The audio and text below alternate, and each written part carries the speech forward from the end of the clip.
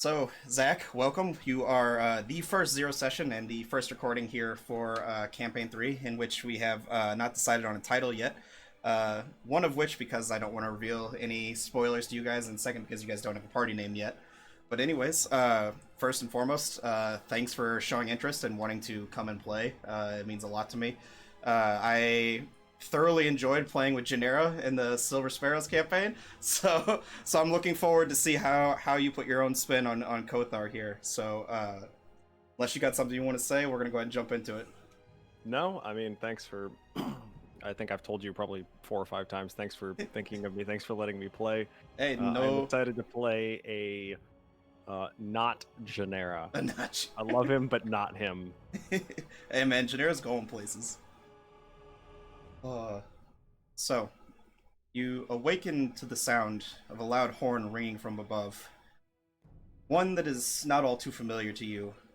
As you know from your training, one blast means the crew has been summoned. Two blast means signals, battle stations. Three blast means abandoned ship, now. Luckily, this time it was only one blast, but that was to be expected, as you're still docked here within the port. As you quickly jump up, throw on your uniform, and get it as bestly dressed as you can in the short amount of time you have, you run up on deck to see your fellow crewmates and your fellow crew members lined up in an orderly fashion. You watch as a man dressed in gorgeously violet silken robes, accented with a black trim, and you can see the royal crest of the Zartalos Empire emblazoned on it. You can see and you would know that the royal crest symbolized as a black shield with a four-pointed white star and a bronze chimera in the center of it. The captain approaches all of you. Crew, stand tall. This is Lord Jahel Winlow, a nobleman from the capital. He is here to both congratulate you on your success and provide us with a mission directly from His Highness. Gillette steps forward. Calicos, word of your deed and success of cleansing the trade routes here within the broken sea of piracy have reached even the king's ears. His Majesty has a special mission for the rest of you. A pirate crew known as the Crimpen Tempests, led by, and I hope I don't butcher this, Uthal Katho Olavi. You'll have to send me if I mispronounce that. I apologize. That's fair. That was good. Have been spotted off the coasts of the Yuldenheim Isles. My sources within the Drakaya Syndicate tell me that he is after some sort of wealth that is guarded by an ancient civilization that used to inhabit the island. Or was guarded by an ancient civilization that used to inhabit the island. A few days pass, and you and your crew on the Onyx Whisper are joined by a few fellow ships of the Calicos, and you gather your supplies and you make way for the Yildenham Isles. You spend a few days on the open sea before you make it to those massive jagged rocks, and you can almost know your way through them as you guys have come through these waters in most of your siege-faring ways. And you know from your travels that there is an underwater barrier reef that kind of protects this island that you must navigate your way through. The small islands you kind of navigate through here, with the help of your navigational skills and those of your crew. You guide your ship with ease through the island's obstacles. As the small scouting ships round the corner around the tall jagged rocks just a few miles off the shore, you can hear the sounds of cannons almost launching from a distance, and you watch as the ship in front of you begins to sink as the rounds plow through its side. You can hear the captain sound the horn twice for battle stations, as you can see that something around the corner is going to be upon you in any minute. But before you know it, your fleet is quickly overrun. The fight goes on for nearly an hour, but it felt like Udentir herself was propelling your ship forward. As you grew closer to the main ship, you joined a boarding crew and followed your captain in leading the charge. As you entered into a blind rage, the last thing you remember was Uthar hurling bolts of crackling purple energy at you before raising a massive tidal wave and washing you and your shipmates overboard to sea. Now we come to find you, awakening from your drunken slumber. Must have been a dream, reliving those nights in that nightmare as you have for many nights over the last 5 years. As you begin stumbling down the stairs through your living quarters within the stepping stone home, you find a familiar face of Father Magnolia, the head of the Stepping Stone home, as well as the town priest, leading a few other children through their studies and through scripture readings. He looks up at you with a slight smile, but you can see almost a sense of disappointment in his eyes. He looks over. Kothar, why don't you clean yourself up? I think it's time we had a discussion. I'll be right there, Father. Very nice. As you go and get yourself cleaned up and kind of a little more presentable, you follow Father Magnolia up the narrow spiral staircase, back upstairs, and down the hall past your living quarters, where you enter into his den, where you have spent many a day being scolded for getting into so many fights with other children as you were growing up here within the Stepping Stone home. You can see the familiar sight of a massive painting hung above his mantle, a massive city floating on clouds, almost an island floating in the sky, with a dark midnight blue ocean kind of blanketing the landscape behind it. Looks at you. Why don't you take a seat? Right? I've been allowing you to stay here since the tragedy that struck 5 years ago, but it's about high time you put your life back together, son. I can't be having you wandering home drunk every night. And it sets a bad example for the other children.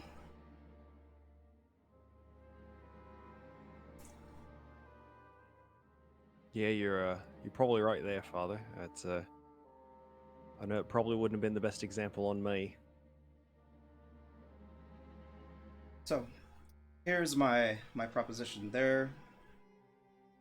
I know you might not be ready to go back out to sea, but you are a man of talents. I suggest maybe you head down to the docks today and see if you can't either procure yourself a job or at least a passage to somewhere else where you can make something of yourself. A man of your talents should be wasted away chasing the bottom of a barrel. I appreciate the vote of confidence, Father. You know, I feel like 5 years might be high time to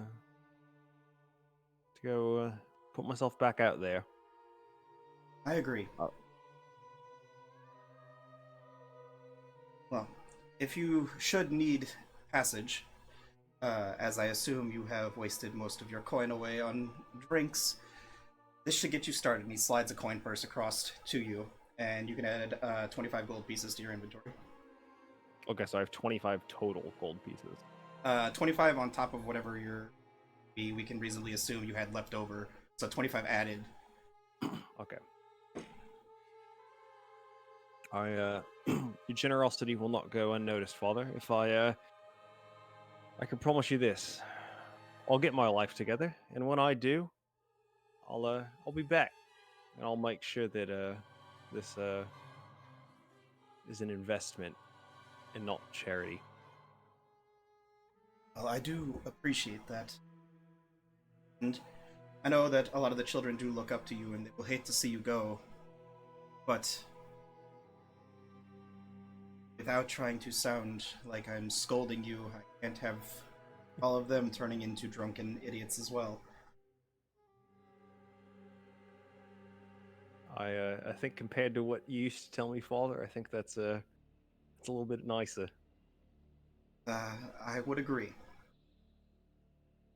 So as you kind of gather your things and from your room, at least what you can carry and what you can put into a bag, Mm-hmm. you make your way down the docks and you pass by a familiar site where you spent many a night. The massive tavern that's kind of the local meeting hub here within Port Midpar, known as the Bronze Anchor. What you see is a massive galleon that's been pulled ashore and converted it into a large tavern. You can see the different outside tables that have set across the different levels of the deck. It's a three-tiered ship in which you can see there are multiple different kind of spy glasses on the opposite side that kind of overlook the sea for those that kind of want to kind of look out over the sea and see. Keep an eye on the ships. Some of the wives here come and try to look for their husbands while they're out at sea and kind of keep track of them while Mm-hmm. they're out fishing during the day. Various things. But as you walk by and you continue back down the wharf here, you come across a familiar sight of a large fishing vessel in which you know the owner to be is Claudius, and you had partaken with him many a nights in a drinking contest in the Bronze Anchor, most of which you had drank him under the table. But that was before the incident. Since then, you haven't really talked to him much. You've kind of kept to yourself. On the far reaches of the dock, as you keep making your way down, you see a beautifully built wormwood uh, ship made with almost like this black sheen wood. It has almost a bit of a glow to it as you look as the sun bounces off it.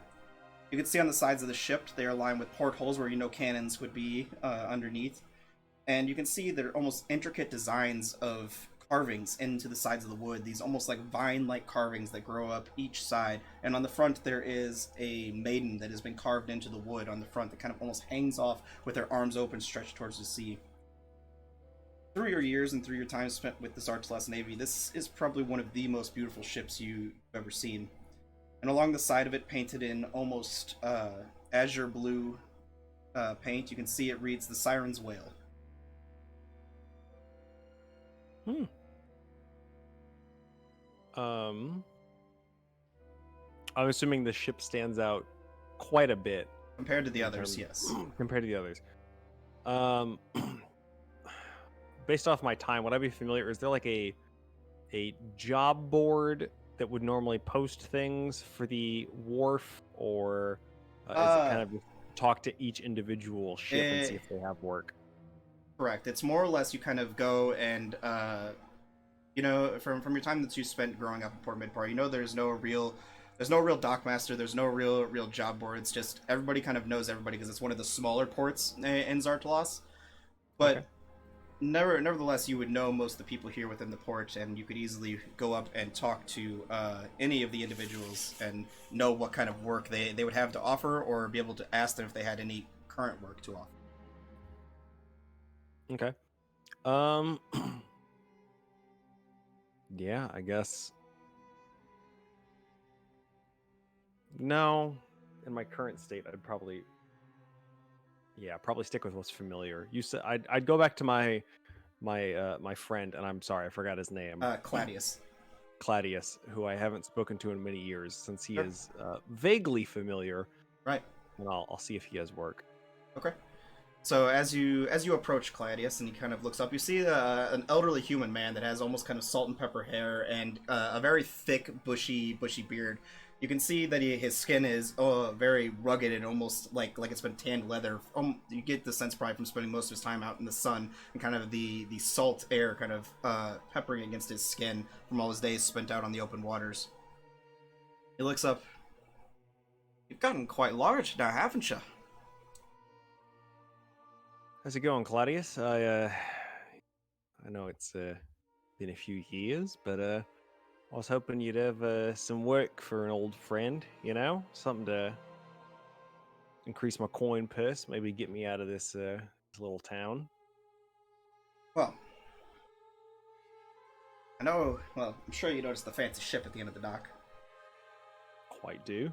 He's apparently hiring for crewmates for a voyage that he's taking. Uh,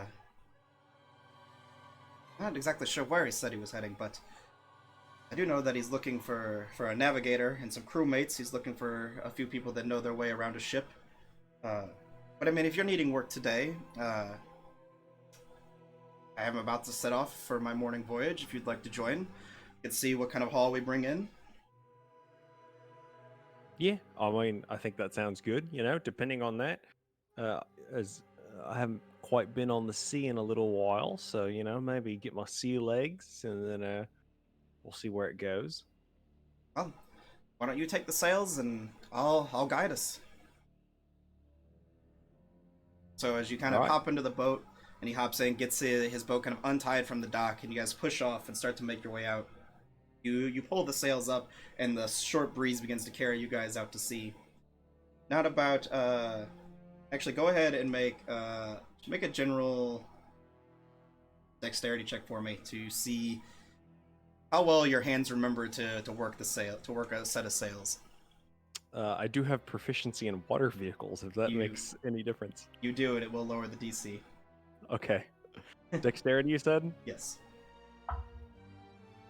Oh, good first roll. 18. 18. Very, very nice. Almost like second nature to you. You grab a hold of the sails and begin to hoist them up and quickly tie them off. And that short breeze that would have only given you guys a small boost almost catches the wind perfectly at the right time as it carries you guys out to sea. And you see Claudius. Oh well, you sure haven't forgotten how to do that now, had you? Like riding a bike, mate. Now let us make our way around the shore here. I want to go to my usual spot before anyone catches there this morning. There's a lot of blue Zarkan fish out there, and that's the right time of year for them to be breeding. I want to go out and catch as much as I can. All right, lead the way. So he starts kind of leading you the ship through steering the ship kind of down, keeping kind of close to shore, maybe only about half a mile offshore, and leading his way through. And you guys are kind of navigating through the channels here of the jagged rocks that are kind of close to the shore because it's kind of on the opposite side of the Duinter mountain range. If you're kind of looking at the map, so you guys go about 2 hours out before he kind of comes. Let's go ahead and drop anchor. Oh, you go ahead, grab the anchor, throw it overboard, and as it drops, you guys go ahead and you grab your net, throw it overboard, and let it sink. Go ahead and make a survival check for me, please. Ooh, I'm pretty good at those. And you would have advantage on this because Claudius is helping you.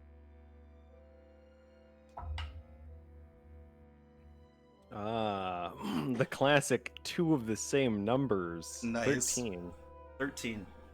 The net begins to sink, and you guys can feel the tug against it, but as it does, you can see almost the sheen of the blue fish, the pool of them scurrying away. It seems as if you only caught a portion of the school that was here, but nevertheless, you guys begin to pull it in, and it looks like a fairly decent haul.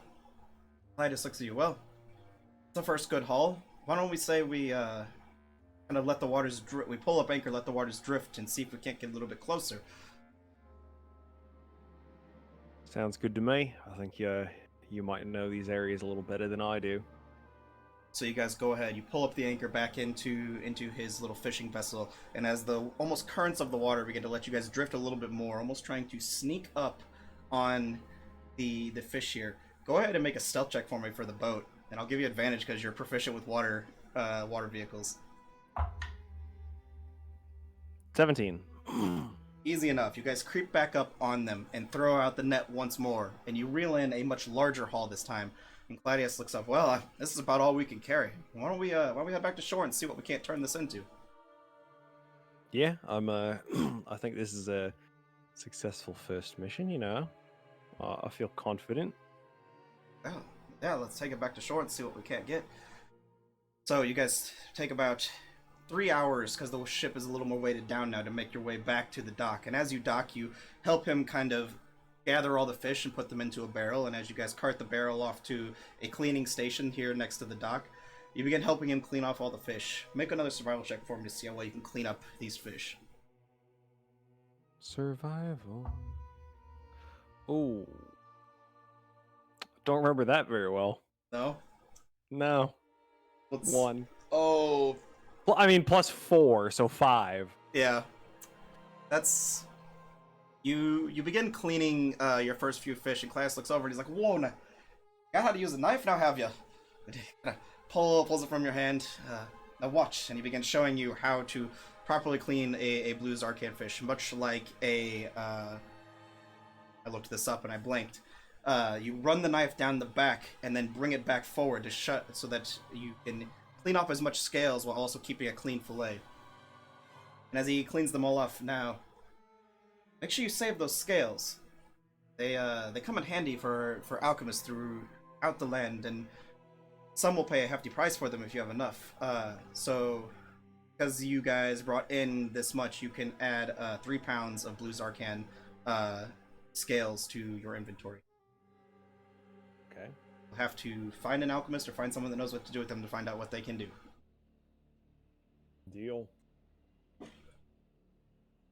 Well, fair day's work for fair day's pay. You did come out and help, and he passes you 3 gold pieces. Well, thank you, friend. I appreciate you valuing work, even though you know, I'm not quite the avid seafarer that I used to be. Now, if you're looking for real work, I know we talked briefly about it this morning, but you might want to check out that dock or that boat down at the end of the dock. I think a man of your talents would be best suited for a ship going out onto a voyage, less a fishing vessel staying close to shore. Yeah, I appreciate that, but I think your your ship was quite what I needed this morning. Something just to get my sea legs back in and work in order. Well, But I appreciate it, Claudius. I'll go I check out that larger ship now. and I appreciate your help today.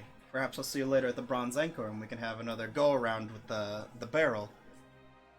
I'll tell you what, first round's on me.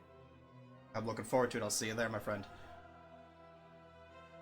I will head over to the ornate looking ship and I'll look for someone that looks like they could uh, just someone that looks like they're kind of standing around, kind of like keeping their eye out. Someone that I could talk to about maybe work. Sure. So as you approach the ship, you don't outright notice anyone down on the dock. It appears as if people are on the ship, but there is a plank going up to the dock, and you can hear people talking on the dock. So as you kind of make your way up onto the ship, kind of looking for people to uh, look for, you can see as you look off kind of farther down on the stern of the ship, you can see two dwarven men are down on their knees, almost scrubbing the deck. You can see there are various different sets of tools of varying nature, carpenter's tools, blacksmith's tools, various things are on their belt. You get the sense they're probably the shipwrights, the people who maintain and take care of the ship. In fact, you can almost guarantee it from your knowledge of what you know from the types of people that need to be on a ship. And as you kind of looking around, you can see what appears to be a man and a woman talking. They haven't seemed to take notice of you yet, but after a little bit, one of the brothers does look up. Can I help you, sir? Uh, Afternoon. My name's Kothar. Kothar. I'm a local around here. I used to do a lot of sea voyaging. I heard you all might be in the need for some labor. The stout dwarven man starts to begin like pulling on his beard. Hmm. Seaman, eh? Well, we're looking for a few people that know the way around a boat, to say the least. My name's Stradmule. This is Thadmule, my brother. We are the shipwrights. uh, Pleasure. if you'd like, I could give you the rundown of what we're doing, or you could talk to the captain, although I don't really know what exactly we're doing besides sailing south. Thadmule, what are we doing? Just kind of looks at him. I never did ask the captain where we're heading or what we're doing. Just know he's paying us really well, and that's all that really matters.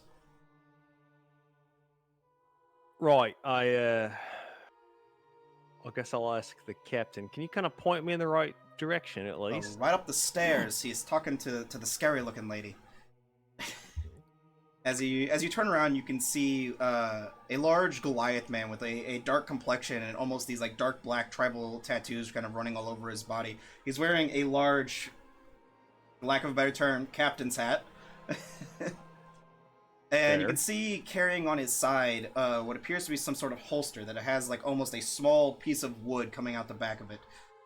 Something that you're Hmm. not exactly familiar with, at least Kothar's not. You can see he's wearing a long black Fair. overcoat that kind of runs down to the ground, but doesn't really have anything underneath. You can just see those black tribal tattoos running across his bare chest underneath that overcoat. Standing with him, you can see what appears to be from the back a young elven woman who has very short, almost spiked purple hair and these dark violet tattoos, much like the tribal tattoos, but maybe more linear in nature, like from the captains. They're kind of running down her arms and her legs. She's wearing a short, very form-fitting, like crop top shirt. You can see those violet tattoos kind of running down her back. And then as you Hmm. look down, you can see they're running also along her legs, as you can see they come out underneath from where her leather pants are. Across her back, in almost an X formation, you can see two daggers are affixed around the back of her belt.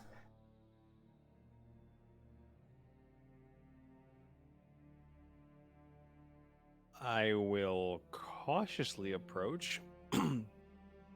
If they look like they're in the middle of a conversation, I will not interrupt. It looks But I like will. they're just looking at a map that's kind of rolled out across the side of the boat here. Okay. I will. I guess I'll get closer. Okay. Uh, if you don't mind, my name's Kothar. I was told to come here looking for work. Your Uh, two dwarven compatriots kind of pointed me this way. huh. Did they now? So you see the large Goliath man kind of looks over. Oh, someone like you I could definitely use for some work. Someone that haul lots of heavy things. You know your way around a cannon? I have. I'm familiar with cannons. Oh, that's good to know. You know your way around a ship? I'm familiar. I used to be Zartalos Navy Oh, a well, few years back. even better then.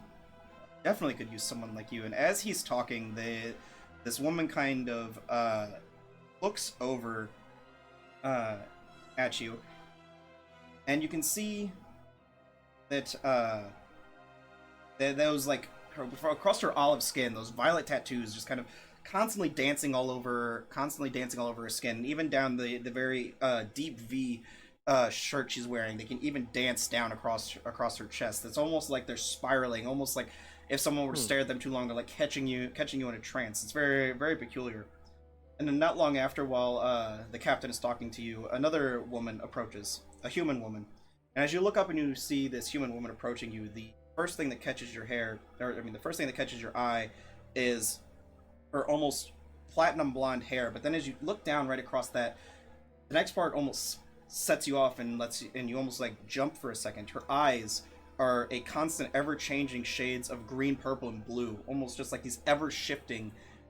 And there's no solid white to her eyes. It's just those ever-shifting shades of purple, green, and blue with the black iris in the center.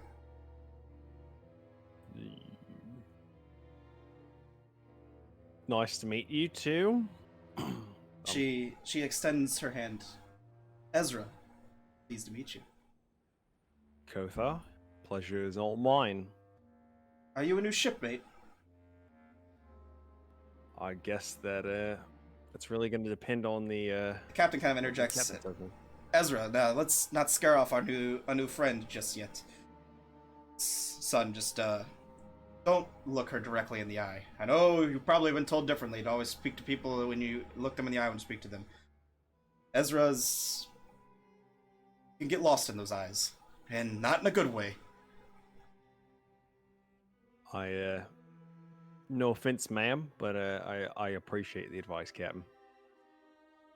Well, I from what you've told me in short, I think you could be a good fit. But I'll have to put you to a little bit of a test. Let's see how well you can fire a knot. Let's see how well you can load a cannon. And he kind of runs you through various different ship duties, basically. Hmm.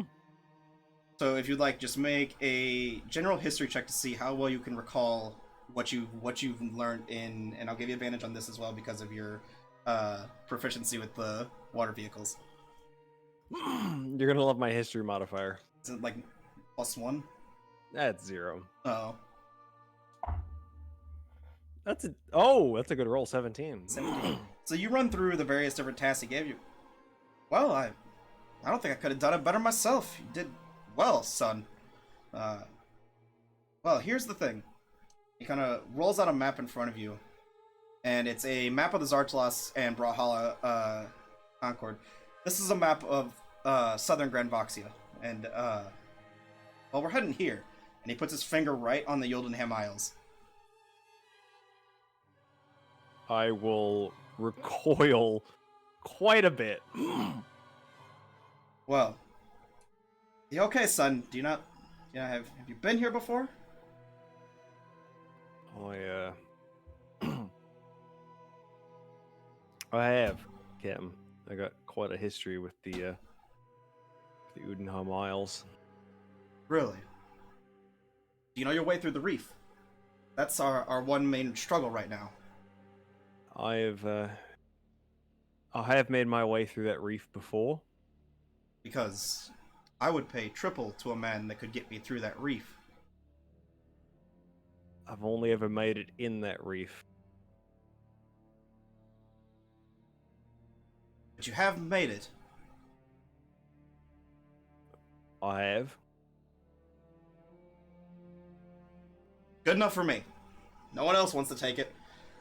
So, my current rate of pay for shipmates for our current voyage, you're looking at 200 gold pieces for a round trip. Should our voyage prove successful, should the voyage prove not successful, I'm paying 25 gold pieces. But nevertheless, I would offer well a well-taught navigator triple. Simply make sure we make it to the island. I will. I promise you, I'll do my best, Captain. I'll give you that much. Well, I think we have a deal then. And he sticks his hand out. I will shake his hand. Is he? I'm assuming he is, as a Goliath, a roughly same height as me. Yeah, he's maybe like a few inches taller than you, but roughly the same height. Okay, because I don't know if you read my document. Yeah, you're massive. When I made the mini, I may have increased my size a little bit. I can up the size myself on my end through 3D printing, so I was gonna do that anyways. Okay, yeah, I wrote myself as 7'8". Jesus Christ. Yep. 430. I should probably. I'm gonna up. I mean, that doesn't really matter. I'm gonna up that a little bit. I'm probably about 530. I got a big old gut. A big old beer gut that you got to work off now. So my inspiration for what he looked like would be like. You watch Game of Thrones? Yes. I haven't watched it a whole lot, but I imagine he looks like the Mountain, just a foot taller. Because the mountain is only 6'8". Exactly. Only. Yeah. No. Kothar's definitely massive. Yeah, he is not like Arnold Schwarzenegger. He's not shredded. He's not cut. He is just a big motherfucker. Yep, just a big scary guy, or a big scary lizard man, I should say. Yeah. Scary is subjective.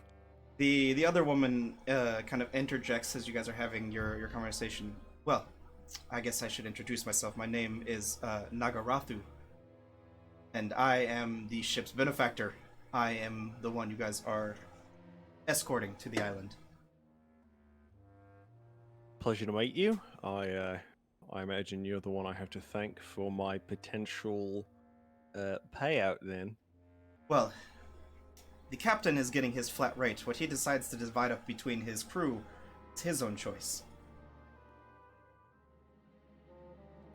It's fair. However, I've been on enough boats now. If captain doesn't get paid, I don't get paid. So, well, that is a wise saying. So, Captain Breger, I am going to return to my cabin. Kind of makes his way down, and the captain looks at you and he goes, "Oh yeah, name's Breger. I'm gonna be your captain." Nice to meet you.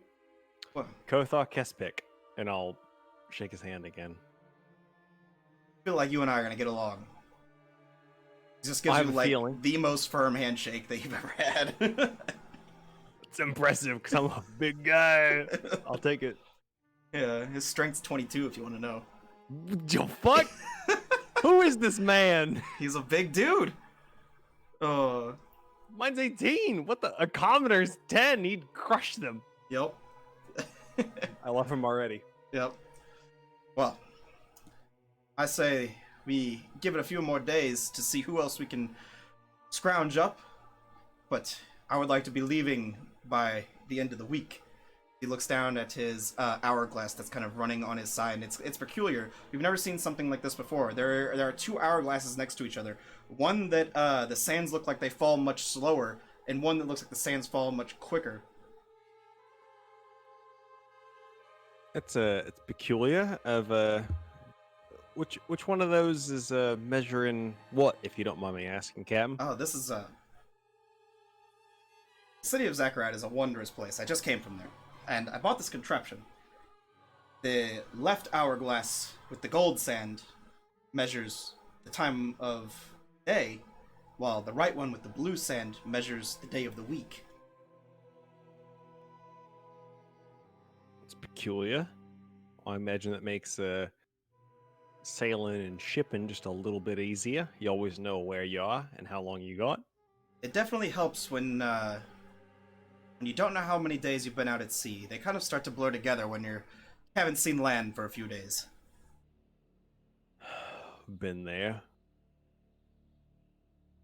Well then, I will get your quarters, or rather, I will have Stradmule and Thadmule get your quarters together. You should gather any of your things, finish up anything you need to buy here in town, and we'll be setting off here by the end of the week. So, Can do, unless there's Captain. anything you'd like to do in town, that is all I had prepared. Uh, I have 2 healers kits in my inventory, so assuming you didn't prep on me having them, I will buy whatever I need to get up to 2 healers kits. Sure, easy enough. I'll have to look at how much the healer's kits cost off the top of my head. 5 gold. Okay.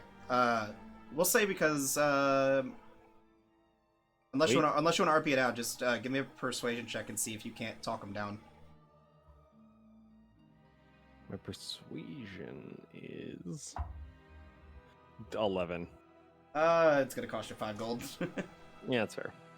Okay, I'll make sure I have. Okay, I'll subtract 5 gold, and I have 2 of them. Okay, sounds good.